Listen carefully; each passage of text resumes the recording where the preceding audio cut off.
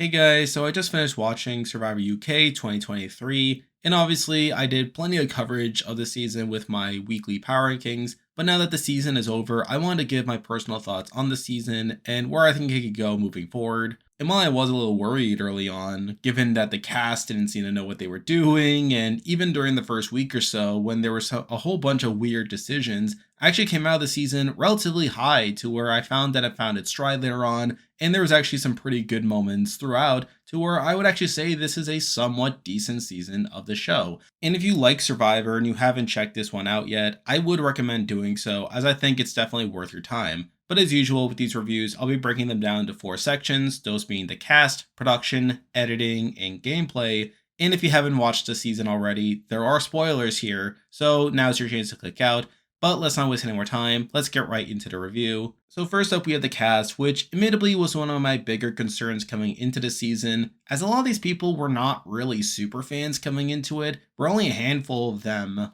even declare themselves super familiar with the show. And even those people tended to cite Australian Survivor, or, as we'll get into soon, the original Survivor UK that originally aired back in 2001. So clearly this was not the most knowledgeable cast in the world. And I think that played out early on where we saw a lot of people focus on challenge strength more so than anything else. And even later on where we saw some somewhat questionable decisions being made. But I think this cast ended up being a lot more dynamic in how they played the game than what I was expecting coming into it. And I think there were also some decent characters along the way. And now let's just go through each player in the order where they were booted. Where first up we have Richard, who was just kind of there for most of his run. He didn't really have much to do, and I feel like his boot was kind of weird too, where a lot of it came down to how he did in the challenge, even though there were other people that clearly screened out challenge weaknesses more than him. He just stood out as the first boot there, which is kind of weird. You have Sabrina, who is pretty fun to watch, seeing her just kind of be out in front, be kind of domineering, and kind of lead the charge to take out these so-called challenge weaknesses that obviously painted a target on her back.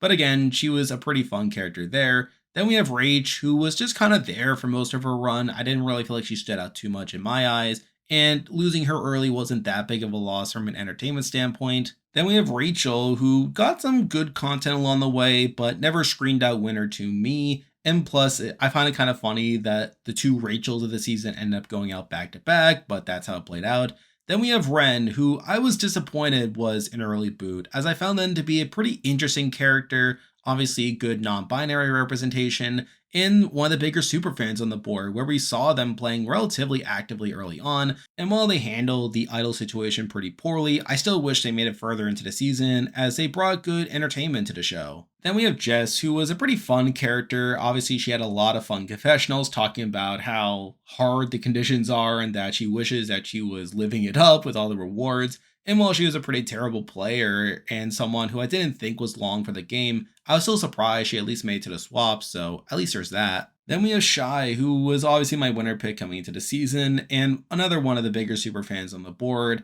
And I was a bit disappointed that Shy ended up going home this early, where obviously he was at the bottom for a lot of it, and that was obviously not easy to watch, though at the same time, he still was able to make a move, he was still able to be a part of the Jess blindside at the swap, though obviously he was someone who didn't seem super long for the game by the end of it. Then we have Lee, who was a bit annoying during his run, as obviously he ended up being a pretty bad player, someone who focused a lot on challenge strength, was kind of misogynistic as well, with him thinking that the men were better at challenges than the women, but obviously he has a pretty satisfying downfall at the merge, and I think one of the funnier moments is during that tribal, where he sees one of the parchments for El Champo, and he just celebrates even though he was clearly being voted out, so I did find that kind of funny. But again, on the whole, mostly interesting character with a pretty satisfying downfall. Then we have Ashley, who I think was fine on the whole, not my favorite character in the world, and obviously she was targeted a lot, but was also one of the bigger characters where she got a decent amount of screen time across the season, which I found interesting, though to be fair, some of that could have been due to her being constantly targeted,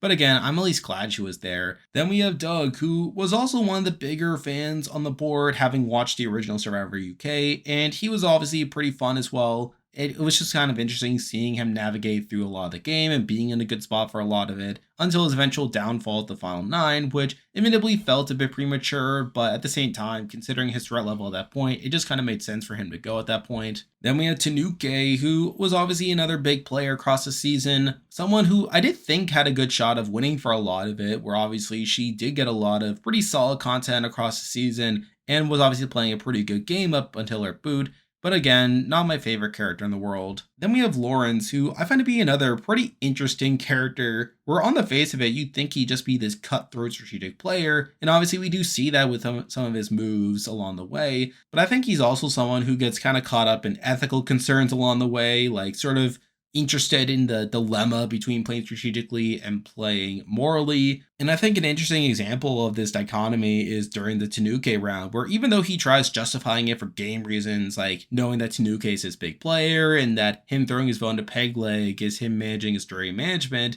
I think he also genuinely wanted to maintain a relationship with Tanuke, and he just felt it'd be wrong for him to actually blindside her, which led to him telling about her about the plan anyway. So I think that was sort of interesting to see, and I think that makes Lawrence kind of stand out as an interesting player. Then we get to Nathan, who I did find kind of boring at the end of the day. He was obviously someone that focused a lot on challenge strength, but also someone who wanted to maintain the power structure for a lot of the game, where obviously he was in a pretty interesting spot within that power structure, being closely aligned with Tanuke and Matthew, which did make for boring TV at points. But I wasn't entirely upset by his run either. The fact that he made it to the final 6 is somewhat impressive in my eyes. Then we have Pegleg, who was clearly being propped up as the fan favorite of the season, where he continuously got heroic content throughout the season, and obviously that made him kind of stand out to a degree. And I feel like he's a better player than I was expecting him to be, where I was expecting him to be purely domineering, which would have made him an early boot. But no, he actually managed to build some solid bonds along the way, and through that be able to get towards the end game in a somewhat interesting spot.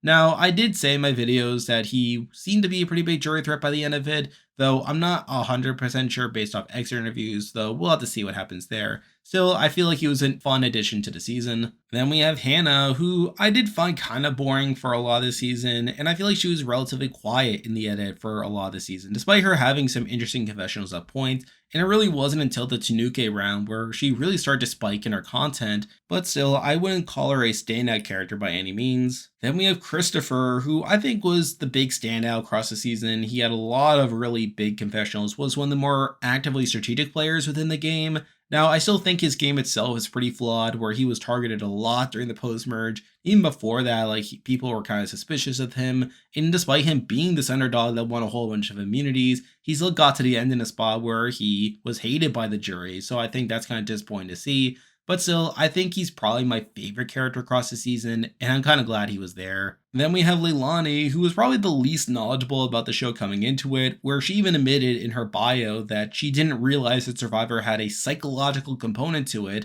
and yet she ends up getting dragged to the end as a goat. So I think she's a pretty bad player on the face of it, and I think even as a character, I kind of found her annoying at points. I didn't like how she would just call out people for playing the game when she herself wasn't doing anything. So I don't know, I feel like she didn't really add much to the season in my eyes. And then we had the winner in the season in Matthew, and admittedly I found Matthew to be another kind of weird character, someone who was just kind of in the background for a lot of the game, but still was getting some good content here and there. And I think he does step it up to a degree towards the end of the game. Now, I think compared to Chris, he's probably not as interesting of a character. And aside from him, screwing up the lobster trap at the final 7, I find his content to not be the most entertaining in the world, but still, I feel he's a mostly satisfying winner. So on the whole, I found this cast to be better than I was expecting coming into it, and while there were still some pretty annoying elements to it, like the focus on challenges early on, and even people getting upset over the actual game playing out, I still found this to be a mostly acceptable cast. Then we get to production, which I think is a more interesting aspect to discuss. Now, as I alluded to earlier, Survivor UK is technically a reboot of the original series that originally aired between 2001 and 2002,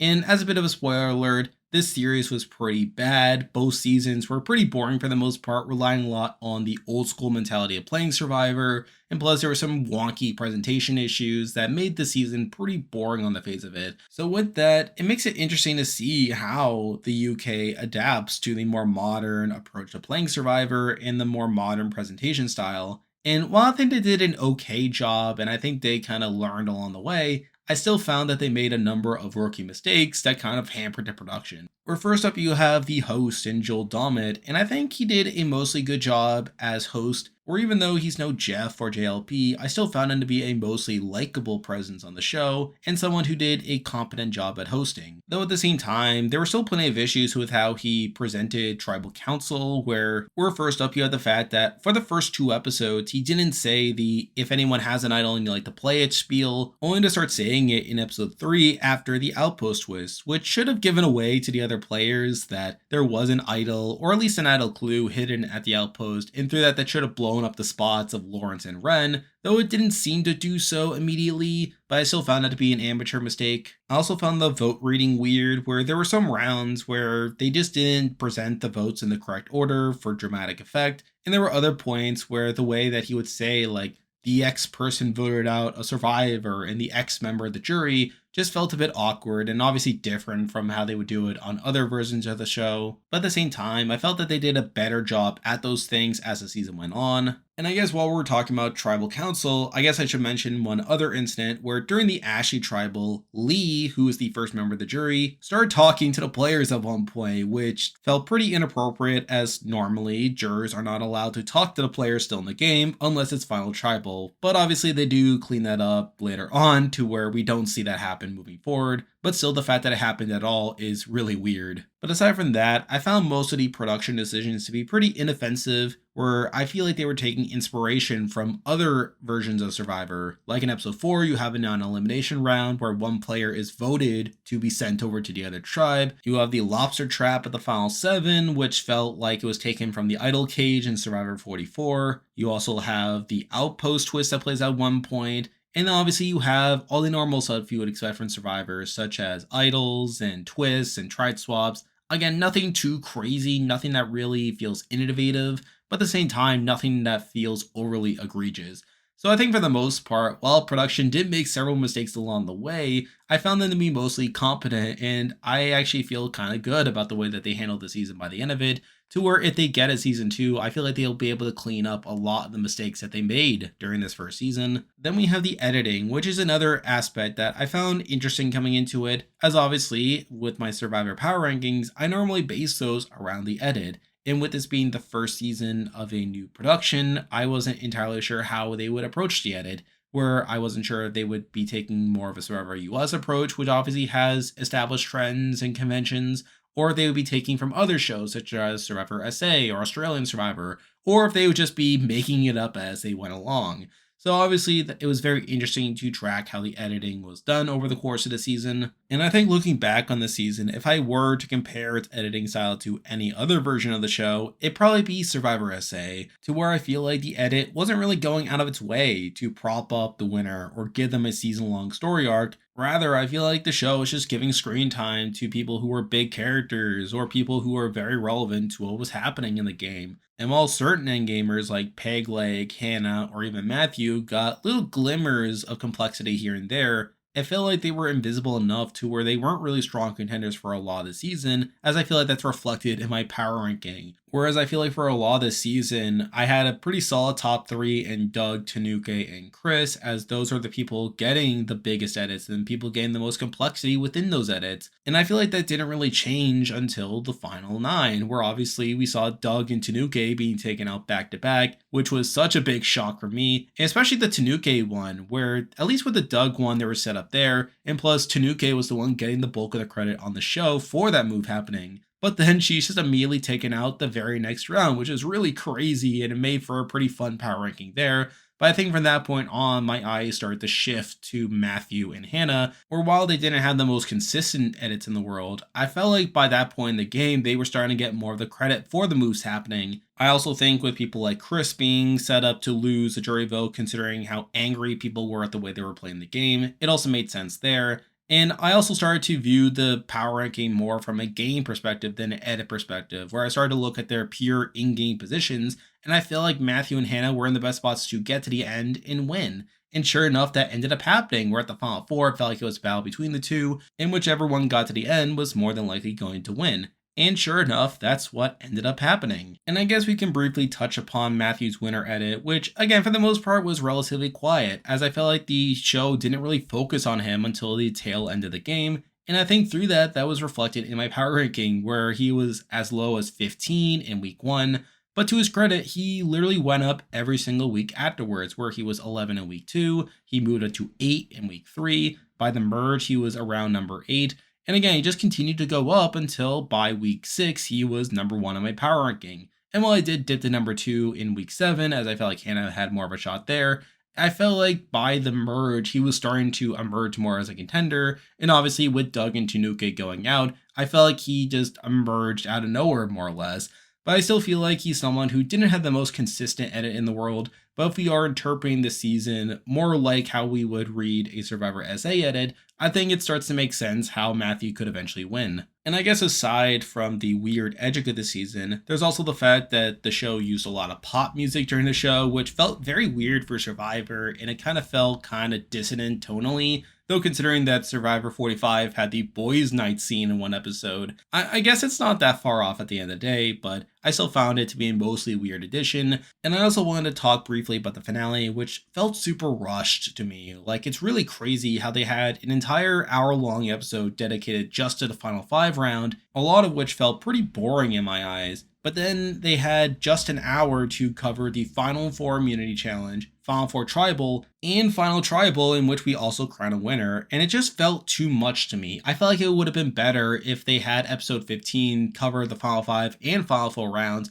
and then we can dedicate an hour just to Final Tribal, where while the winner was pretty obvious at that point, as Matthew felt by far the most likely to win, I felt like we would have been better off if we had a pretty standard Final Tribal. That way we would have had more time to ask questions and do all that fun jazz. But whatever, I just wanted to talk a bit about that. So on the whole, this was definitely a fun season to analyze from an edits perspective, and while it kind of broke down by the end of it to where there were some pretty massive jumps and drops, it was still kind of fun to see. And finally, let's talk a bit about the gameplay across the season, which was obviously pretty interesting when you look at it. Now, coming into the season, there was a lot of worries that this was going to be more of an old school style of season where, again, due to the cast not knowing as much about the game and due to them focusing so much on challenge strength, it made me worry that we were just going to have a relatively straightforward season where a lot of the people would be taken out early due to challenge strength. At the merge, whoever had the numbers would just gong the other, and then we would just have a pretty boring end game. But instead, it actually turned out to be a much funner ride than expected.